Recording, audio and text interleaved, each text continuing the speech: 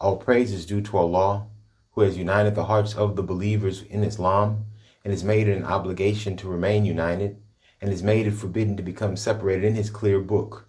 I bear witness that there is nothing worthy of worship except Allah, who guides to the straight path whom he wills, and I bear witness that our leader Muhammad is his messenger and the best caller to the way that is straight. O Allah, send your prayers and your peace upon our leader Muhammad and upon his family and upon his companions, whose hearts were united and whose souls were educated, so that they became victorious leaders. And what follows thereafter, O believers of Allah, I advise you as well as I advise myself, to first have the proper regard for Allah and thereafter be obedient to him. Dear believers, I greet you with the universal greetings of peace. Assalamu alaikum, which means peace be with you.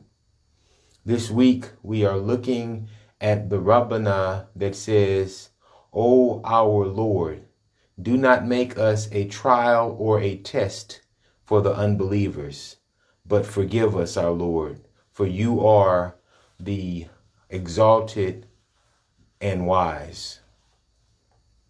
So here, this Rabbana, which is hard to believe in some instances that it is asking for Allah to not make the Muslim, the one who is making this request, to not be a test or a trial for the unbelievers.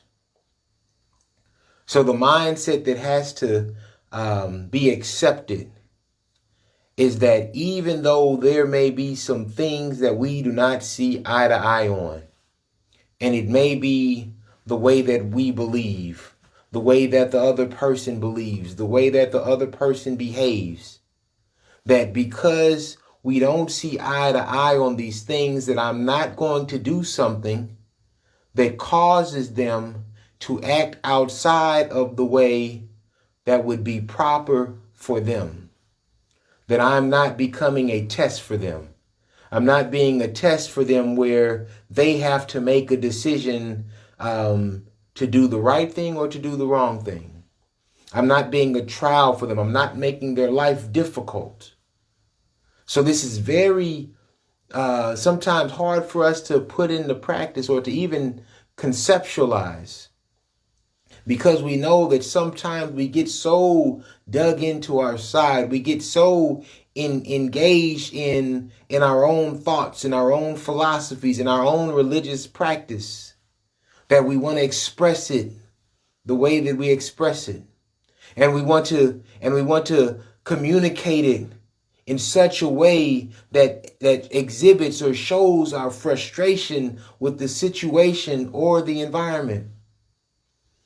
But here this Rabbana is saying, O our Lord, do not make us a test or a trial for the unbelievers. Meaning, help me to act in a better way.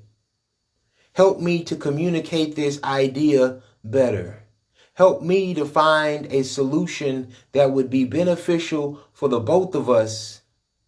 And I'm not just asking Allah to protect me or to keep me from being tested or to keep me from having a trial, but it's for me to not want to impose on the unbelievers.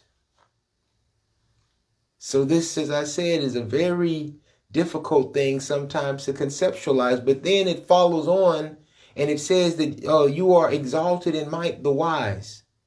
And so the only one that could create a scenario, the only one who could maybe temper my actions or my thoughts or my judgment, is the Creator.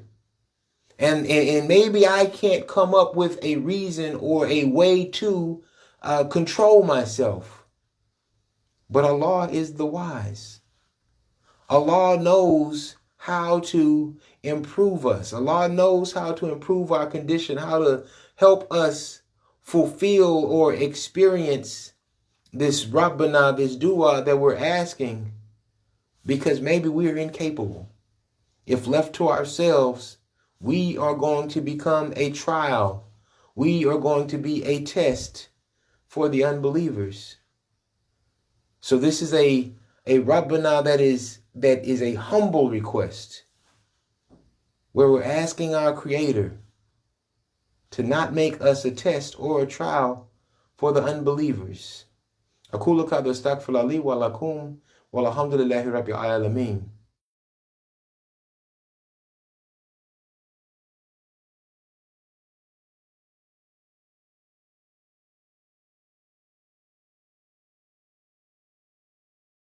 اللهم صل على محمد وعلى آل محمد كما صليت على إبراهيم وعلى آل إبراهيم إنك حميد مجيد.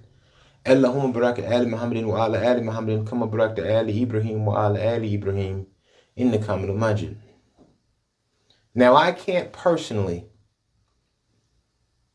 think too often or too hard on the times or number of times that I've had this mindset.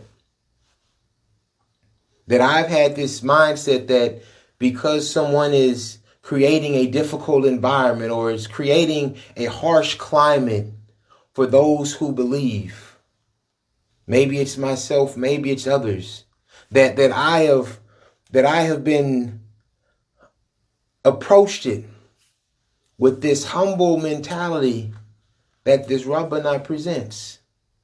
That says, "Oh, our Lord, do not make me a trial or a test for the unbelievers." I admit that sometimes my intention may be to be a test.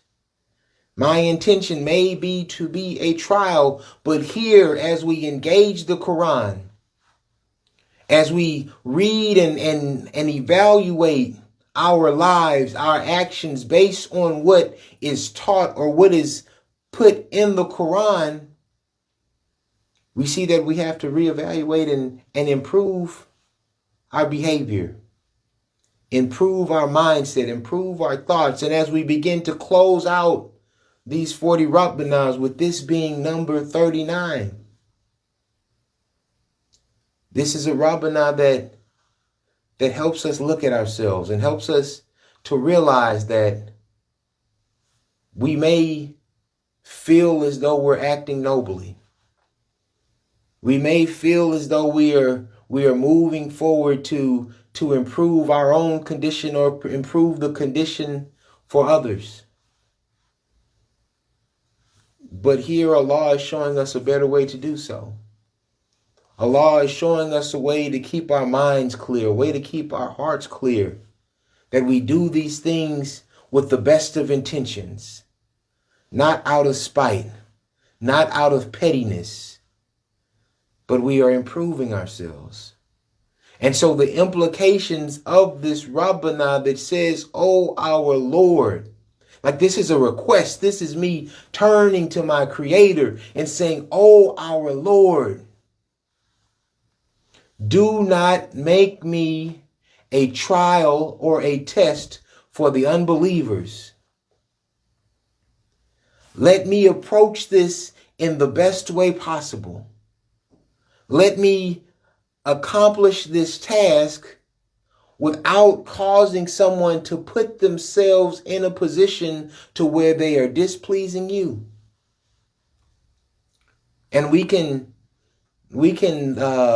parse out this term unbeliever, if that means a person who's not Muslim, who doesn't believe in Allah and the Prophet Muhammad, peace be upon him.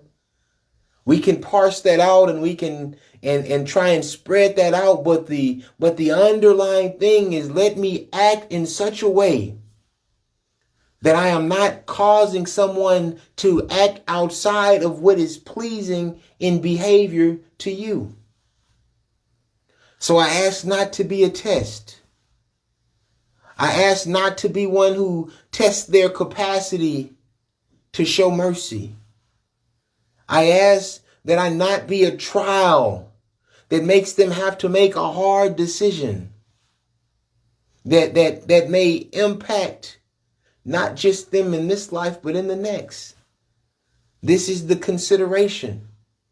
This is the consideration that I must have. And maybe if we just draw it down to the base level, maybe it's when I interact with someone who is not Muslim, that I'm not so harsh, that I'm not so overbearing, that I turned them away from the religion.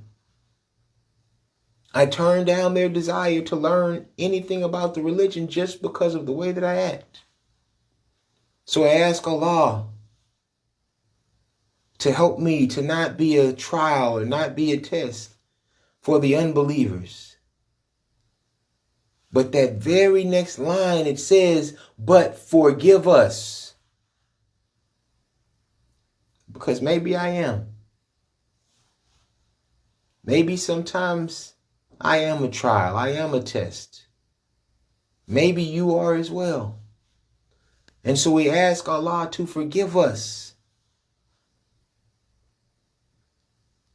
And we turn to him because he is the exalted in might, the wise, the only one who has the capacity to keep us from being a test or a trial, the only one who has the capacity to forgive us, the only one who knows the things to put in our life, to put in our environment to help us not be a test or a trial to the unbelievers. This is Allah. And so we turn to him and we ask this Rabbana when we finally decide to put our ego away, to put our desire to communicate our position in such a way that may not be the best. We make this Rabbana. We say, oh, our Lord, do not allow us to be a test or a trial for the unbelievers, but forgive us, our Lord, for you are exalted in might, the wise. ربنا آتنا في الدنيا حسنة وفي الآخرة حسنة وقنا عذاب النار ربنا تقبل منا إنك السميع العليم إن صلاتي ونسكي ومحياي ومماتي لله رب العالمين لا شريك له بذلك أمرت وأنا المسلمين الحمد لله رب العالمين آمين.